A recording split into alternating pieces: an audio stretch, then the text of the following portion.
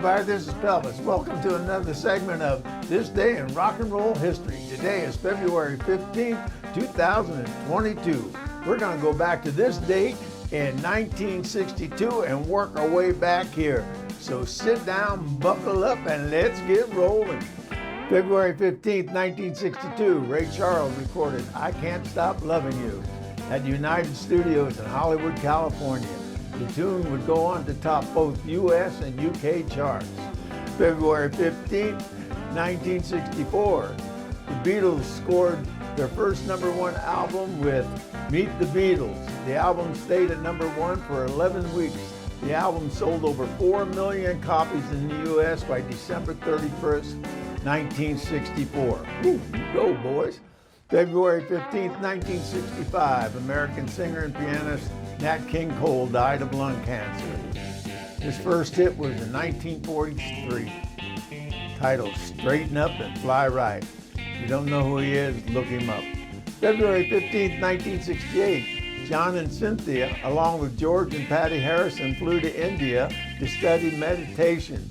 Paul and Ringo joined them a few days later. Much of the Beatles' White Album was written during that stay. February 15th, 1969, Sly and the Family Stone started a 4-week run at #1 on the US singles chart with Everyday People, their first #1. February 15th, 1975, Linda Ronstadt went on to #1 on the US singles chart with You're No Good, the singer's only solo chart topper. February 15th, 1977, Glenn Matlock was fired as bass player from the Sex Pistols, being replaced by Sid Vicious. Matlock rejoined in the 90s when the Pistols reformed. February 15th, 1979, at the 21st Grammy Awards, Saturday Night Fever soundtrack won Album of the Year, and the Bee Gees were named Best Pop Group and Best Arrangement for Voices for Staying Alive.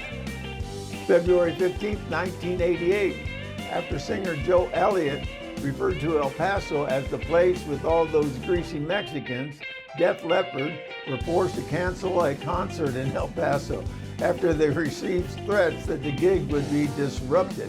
I bet it would. February 15th, 2008, a flat once rented by the Beatles in London went up for sale for $1.75 million. The band shared the 3-bedroom, top-floor property in 1963. February 15th, 2013, Chubby Checker launched a $500,000 lawsuit against Hewlett-Packard for including an app on its phone and tablets that was not only named after the 71-year-old musician, but measured a man's manhood based on his foot size.